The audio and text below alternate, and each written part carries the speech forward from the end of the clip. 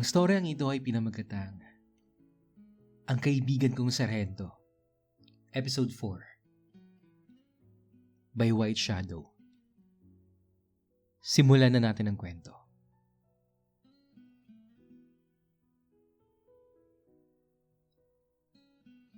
Laking gulat ko na lang nang bigla niya akong hinumbaran ng t-shirt. Pinatalikod ako at minasahe ang aking likod. Ang sarap sa pakiramdam. Nawawala yung mga sakit ng muscle sa likod ko at braso. Tinuturuan pala ako ng tamang hagod at pagdiin sa pagmamasahe. Tulad ng ipinanakaw niya, natuturuan daw niya ako ng pagmamassage. Para naman sa susunod, ako na yung magmamasahe sa kanya. Akala ko kasi titirahin na niya ako sa puwet eh.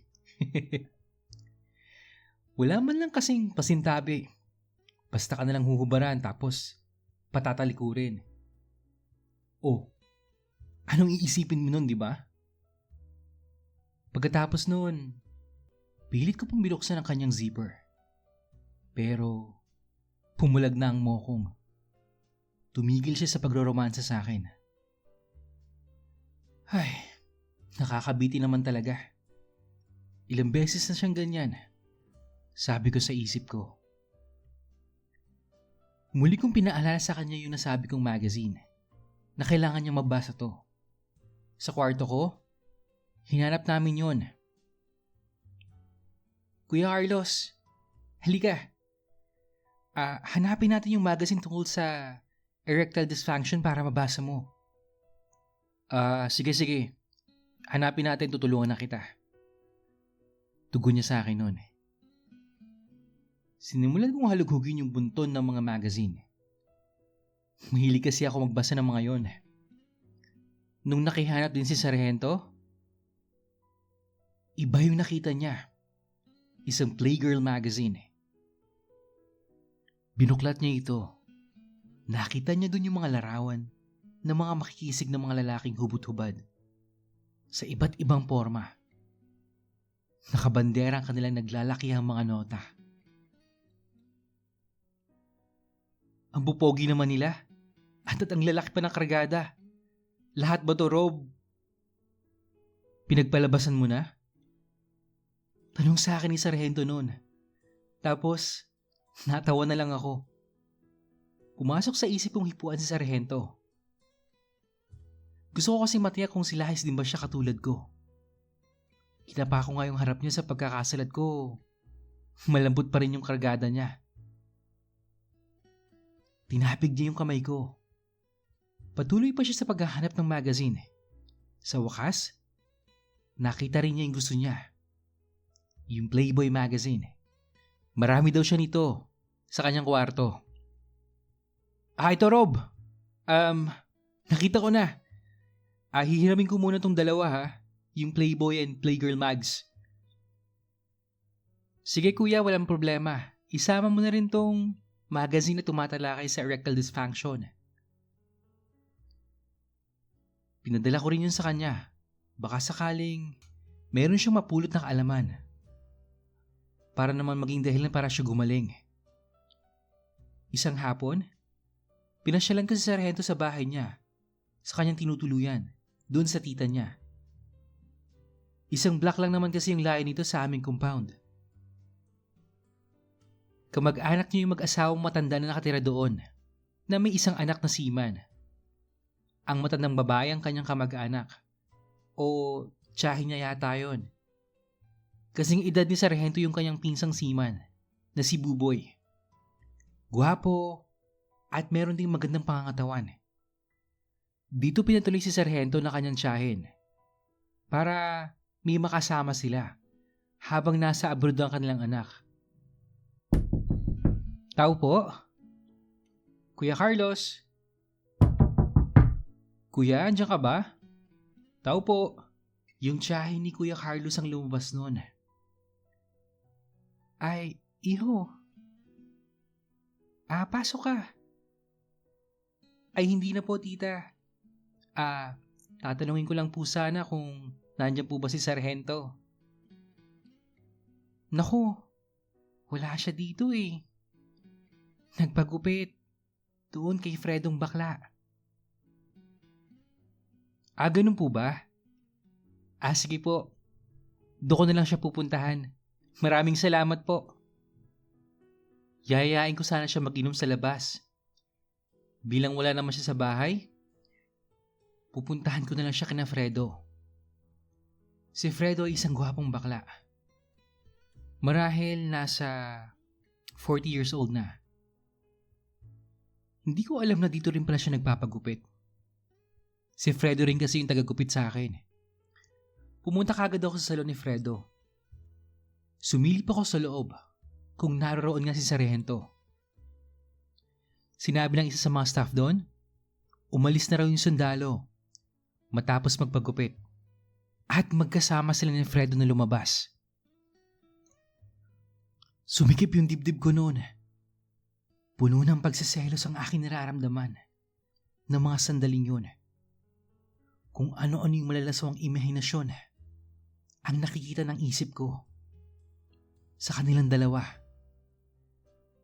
Kilalang kilala kong Fredong yun. Gumagamit siya ng pera para makuha yung lalaking kursunada niya. Alam ko yun kasi makailang ulit na akong inilok nito. Kapalit ang pera para sa aking katawan. Pero hindi ako pumatol. Ayoko na. Tama na kuya. Bakit mo ba ako binabaliw? Tama na yung kahibangang ito. Sabi ng isip ko noon.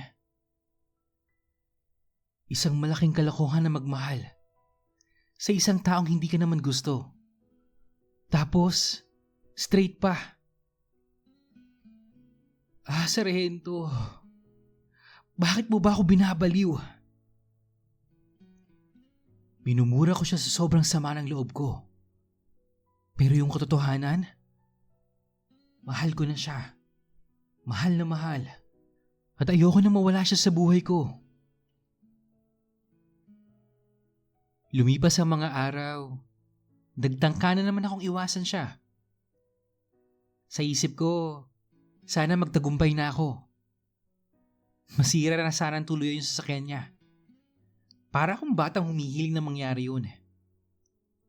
Yun naman kasi yung dahilan kung bakit ko siya nakilala. Kung sira na yung sasakyan niya, wala na siyang igagarahe, di ba? Wala na ring dahilan para pumasok siya sa compound. At baka sakaling makamove na rin ako. Baka sakali. Subalit, iba sa aking inaasahan. Walang nagbago sa pang-araw-araw na takbo ng kanyang buhay. Wala ring nasisirang sasakyan. Na sa tingin ko, mas lalo pang gumaganda. Ganun pa rin. Labas-masok yung sasakyan niya sa compound. Umaga't hapon. Kakaway-kaway, ngingiti-ngiti, mangangamusta, magkukwento ng kung ano-ano, tapos aasarin ako. Hindi man lang magtanong kung ano ba yung nangyayari sa akin, kung ano yung gumugulo sa isip ko, o kung may problema ba ako.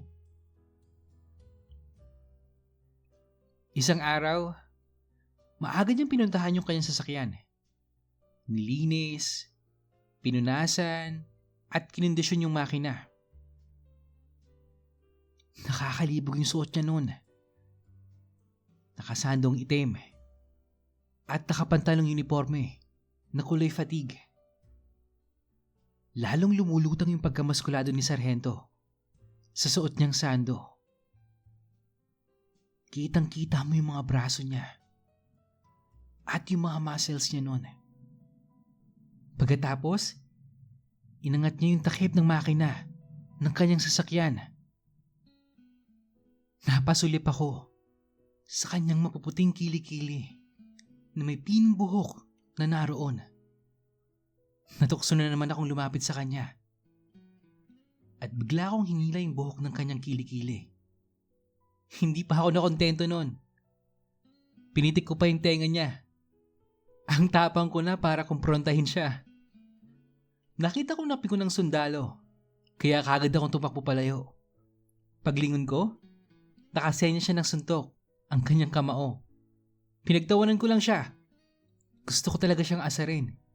Ano? Ang siste, siya lang mga asar? At ako hindi? Dahil nga nagsiselos pa rin ako, hindi mawala sa isip ko na pumatol siya sa baklang Fredo na yun. Kumukulo talaga yung dugo ko kapag naiisip ko nga tigman siya. Kahit na wala akong katibayan. Kaya nang makita ko yung bola na ginagamit namin sa basketball, sinipa ko yun sa pader. Tumalbog sa ulo ko na para ba akong nabatukan. Sa pagkayamot ko, dinampot ko yung bola at ibinato ko yun sa nakatalikod na si Sargento. Wala talaga akong kadala-dala. Kahit maari na akong saktan ni Kuya Carlos, hindi pa rin ako tumigil sa kalokohan ko. Ayun! Sapul yung kanyang malapad na likod. Buti nga sa'yo. Sige, lumapit ka sa akin. Babalikan kita ng buto. Ang matapang kong banta sa kanya. Pero syempre, sa isip ko lang naman yun. Lumingon sa akin si Sargento. Kunot noong humarap sa akin. Mukhang galit dahil sa ginawa ko. Pero gwapo pa rin ang kanyang tsura. Nang makita niya yung bola, dinampot niya ito. Tinapik-tapik habang pinaikot-ikot pa ito ng kanyang palad na para bang gagante. Patay, lagot na ako, sabi ko sa isip ko noon. Pero hindi iyon ang nangyari. Lumakad siyang palapit sa akin habang hawak niya yung bola. Nang magkalapit na kami, titig na titig siya sa akin. Malaag lang yung mga mata niya. Patulak na ibinigay sa akin ni Sargento yung bola sa dibdib ko. Napaaray ako noon. Para kasi ako nadibdiban noon eh. Pero wala siyang anumang sinabi. Tumalikod lang siya sa akin at tinungo yung kanyang sasakyan. Sumakay na parang may iniisip na malalim habang nakahawak ang kamay sa manibela. Ang ginawa ni Sargento, tinawag niya ako. Rob, pumasok ka sa sasakyan. Kinabahan ako noon, pero sumunod na lang ako. Habang nakaupo kami, nag-usap kami noon. Ano ba nangyari sa'yo, Rob?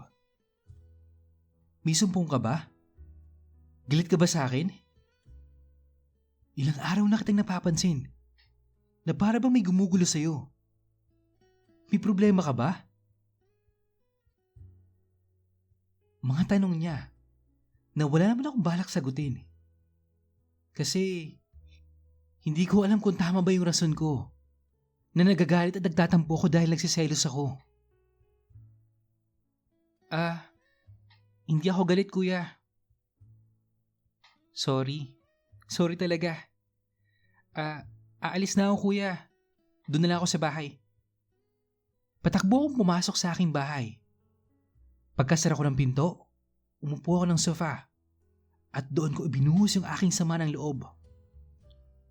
Umiyak ako dahil may kapalit na ako sa buhay ni Kuya Carlos. Si Fredo. Hindi ko alam na sumunod pala yung mokong. Tapos kumakatok siya. Rob, mag-usap tayo. Buksan mo yung pinto. Tumayo ako at mabilis kong pinunasan ang mga luha ko sa mukha. Pagkabukas ko ng pinto, nakatukod pataas ang kanyang mga kamay sa magkabilang hamba ng pinto. Walang imik na pumasok siya at umupo ng sofa. Huwag kang maghaila sa akin. May problema ka, Rob. Pwede ko bang malaman? Akala mo, imbestigador sa kanyang boses. Wala ito, kuya. Ayos lang ako. Halatang garalgal pa ang aking boses dahil sa pag-iyak. Anong wala? Umiiyak ka pa nga. Tingnan mo nga yung mga mata mo. Namumugto pa nga oh. Akala ko ba gusto mo akong maging parte ng buhay mo? Pagkatapos ngayon, may problema ka pala. Ayaw mong sabihin sa akin? Halika nga dito. Umupo ka sa tabi ko. Umupo naman ako sa tabi niya. Hanggang sa nagsalita si Sargento habang nakapatong ang kamay niya sa aking hita. Sinusundan ko ang aking mga mata, mga palad niya habang hinihimas niya yung aking hita. Tila ba nabuhay na naman yung pagkatao ko. Sumikip na naman yung harap ng shorts ko.